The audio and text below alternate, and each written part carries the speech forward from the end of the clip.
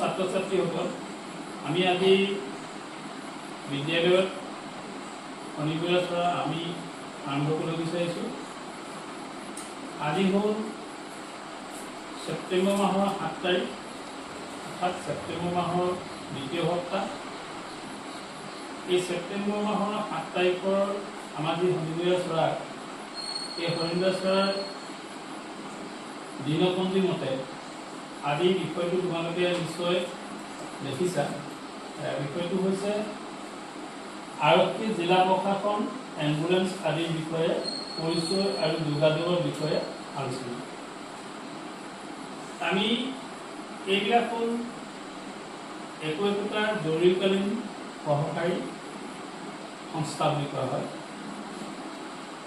এই জৰুৰীকালীন সহায়কাৰী সংস্থাবিলাকে আমাক কেনেকৈ সহায় কৰে বা আমি কোন সময়ত এইবিলাকৰ সহায় বিচাৰিম। ঠিক ঘৰত আমাৰ জুই লাগিলে বা বজাৰ সমাৰ আদি জুই লাগিলে বা বজাৰ সমাৰ আদি কোনোবা গন্তব্য স্থানত কাজিয়া পেচাল হ'লে প্ৰশাসনে কেনেকৈ সহায় কৰে আৰু জুই যদি লাগে কেনেকৈ প্ৰশাসনে, জিলা প্ৰশাসনে কেনেকৈ তাক নিৰাপত্তা দিয়ে, সেইবোৰ হ'ল একোটা জৰুৰীকালীন সহায়কাৰী সংস্থা বুলি কোৱা হয়। জৰুৰীকালীন সহায়কাৰী সংস্থা কোনবিলাক? জিলা আৰক্ষী, জিলা প্ৰশাসন, এম্বুলেন্স, এইবোৰে আমাক কি কৰে? আমাৰ যেতিয়া আমি আজি বিদ্যালয়ত আছোঁ, ধৰা অকস্মাতে কিবা কাৰণত বিদ্যালয়খনত জুই লাগিল। জুই নমাবৰ কাৰণে আমাৰ ইয়াত জুই নিৰ্বাপক এটা সঁজুলি আছে। সেই সঁজুলিটো আমি ধৰা ব্যৱহাৰ কৰিলোঁ যদি আমি জুই নুমাব নোৱাৰিলোঁ, তেতিয়া আমি তৎকালে আমি কি কৰিব লাগিব?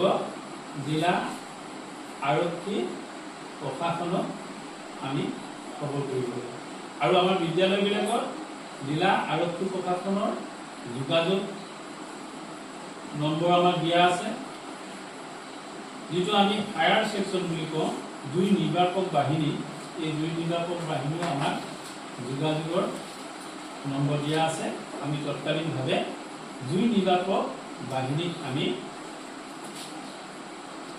ফোন কৰিব লাগিব। আৰু আমি পুলিচ প্ৰশাসন আৰক্ষী, জিলা প্ৰশাসনো আমি আমাৰ বিদ্যালয়ত যে জুই লাগিছে এই কথাটো আমি জনাব লাগিব।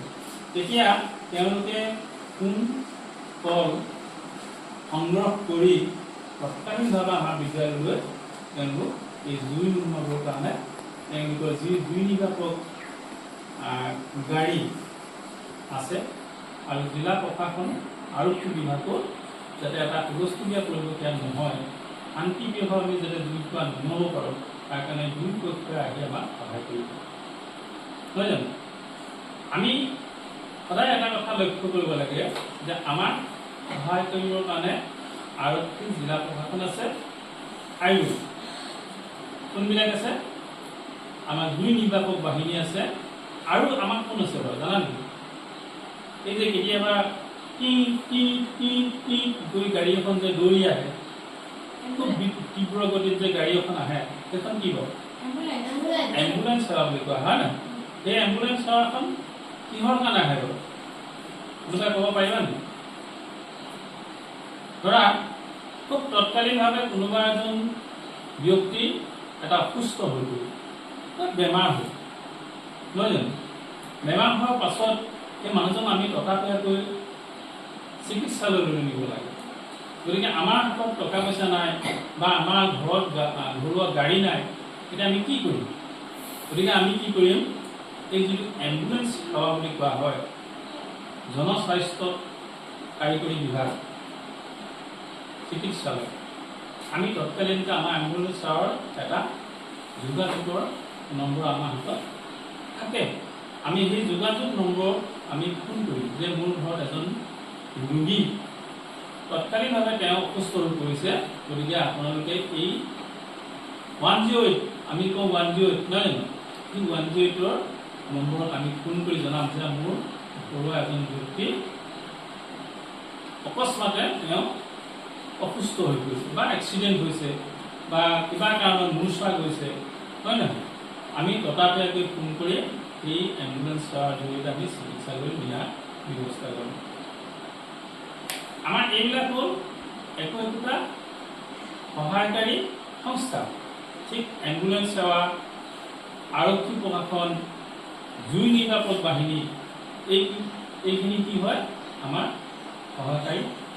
সহায়কাৰী সংস্থা বুলি কোৱা হয় আমি এই সহায়কাৰী সংস্থাবিলাকত আমি সঘনাই তেওঁলোকৰ যি মোবাইল নম্বৰ ফোন নম্বৰ তেওঁলোকৰ যোগাযোগ কৰি পৰা যি ফোন নম্বৰ আমাৰ হাতত আছে আমি এই সদায় ফোন নম্বৰকে আমি খুব সযত্নে বিদ্যালয় বা ঘৰতো আমি ৰাখিব লাগিব যিহেতু ঘৰত আমাৰ তাৰ পৰিয়ালৰ কোনোবা এজন আকস্মিকভাৱে ধৰা সুস্থ হৈ পৰিল না কিবা কাৰণত দুৰ্ঘটনা হ'ল নহয় জানো বা আমাৰ ঘৰত জুই লাগিলে এতিয়া আমি কি কৰিম বা আমাৰ ঘৰত কিবা কাৰণত হুলস্থুল হৈছে কোনোবা দুষ্কৃতিকাৰী আমাক আক্ৰমণ কৰিবলৈ আহিছে তেতিয়া আমি তৎকালীনকৈ এতিয়া দুষ্কৃতিকাৰীয়ে আমাৰ ঘৰখন যেতিয়া আক্ৰমণ কৰিবলৈ আহে তেতিয়া আমি এই সহায়কাৰী সংস্থাৰ কোনটো সংস্থাক আমি জনাম কথা কোনোবা জানিব ক'ব পাৰিবা নেকি এতিয়া আমি আৰক্ষী প্ৰশাসনক আমি জনাম যে আমাৰ ঘৰত ৰাতি দুৰ্বৃত্ত আহি আক্ৰমণ কৰিবলৈ গৈছে বন্ধুক বাৰু বুলি আমাৰ ঘৰত ধন টকা পইচা দি আছে সিহঁতে লুটি নিব কাৰণে আছে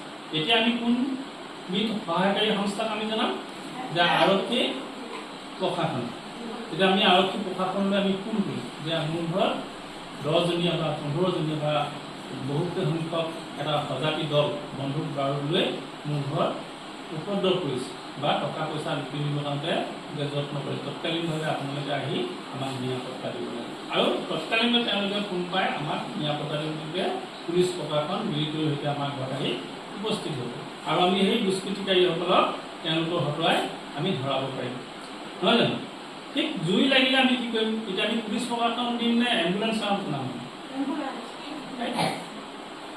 জুই লাগিলে জুই নিৰ্বাপক বাহিনী তাক জুই নিৰ্বাপক বাহিনী বুলি কোৱা হয় ইংৰাজীত ফায়াৰ ছেকশ্যন বুলি কোৱা হয় সেই জুই নিৰ্বাপক বাহিনীহে আমি কম তেতিয়া যে মোৰ ঘৰত জুই লাগিছে জুইৰ পৰা আমি নুমাব মানে কাৰণ গোটেই ঘৰ পুৰি চাইফাৰ হৈ গৈছে হয়তো আমাৰ ওচৰ চুবুৰীয়াৰ ঘৰো জুই পুৰি চাইফাৰ কৰি দিব পাৰে গতিকে আপোনালোক তৎকালীন আহি আমাৰ এই ঘৰত লগা জুইকুৰা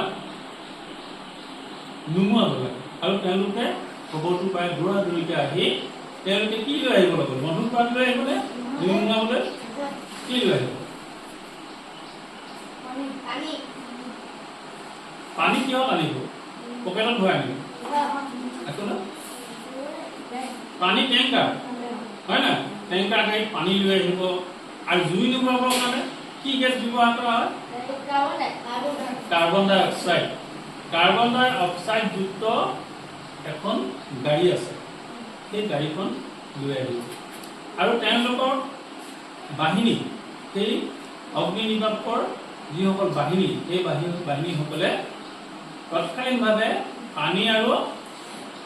পানী ভৰ্তি টেংকাৰ আৰু কাৰ্বন ডাই অক্সাইড ভৰ্তি গেছৰ গাড়ী তেওঁলোকে লৈ আহি আমাৰ এই জুইখিনি নুমুৱাৰ ব্যৱস্থা কৰিব ঠিক আকৌ তেনেকৈ ধৰি লোৱা মই যে ক'লো যে আমাৰ ঘৰত হঠাতে এজন ব্যক্তি ঘৰৰ পৰিয়ালৰ কোনোবা এজন সদস্য দুৰ্ঘটনাত পতিত হ'ল বা ঘৰৰ মূধৰ পৰা পৰি দুখ পালে বা গছৰ পৰা পৰি দুখ পালে হয় নহয় বা কিবা কাৰণত মূৰ্ছা গ'ল তেতিয়া এই তিনিবিধ সংস্থা কোনবিধ আমাৰ ঘৰলৈ আমি ফোন কৰিলে তেওঁলোক দৌৰা-দৌৰিকৈ আহিব যিটো আমি কি কওঁ এম্বুলেন্স সেৱা জনস্বাস্থ্য কাৰিকৰী সংস্থা সেই জনস্বাস্থ্যকাৰী সংস্থাটোৱে আহি আমাৰ ঘৰলৈ দৌৰা-দৌৰিকৈ আহি আমাৰ ৰোগীজনক বা দুৰ্ঘটনাত পতিত হোৱা ব্যক্তিজনক ততালিকৈ চিকিৎসাৰ বাবে চিকিৎসালয় লৈ যোৱাৰ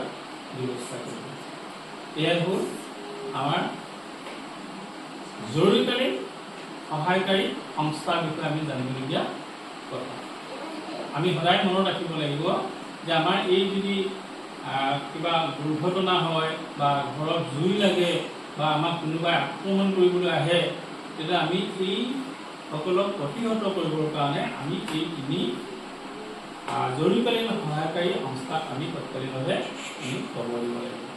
হ'বনে? আমি যদি এই ব্যৱস্থাটো নকৰোঁ তেতিয়াহ'লে আমি বিপদত পৰিম, হয় নহয়? এতিয়া ধৰি লওক ৰাতি যদি দুষ্কৃতিকাৰীয়ে বন্ধুক লৈ আহে, আমি যদি কাকো খবৰ নিদিওঁ, তেতিয়া আমাক কি কৰিব পাৰে? দুষ্কৃতিকাৰীসকলে বন্ধুকে গুলীয়াই বা তেওঁলোকৰ চোকা অস্ত্ৰৰে আমাক আনি খুচি হত্যা কৰিব পাৰে আৰু আমাৰ ঘৰত যিমানবিলাক সম্পদ থাকে সেইবিলাক লুটি লৈ যাব পাৰে, নহয় জানো?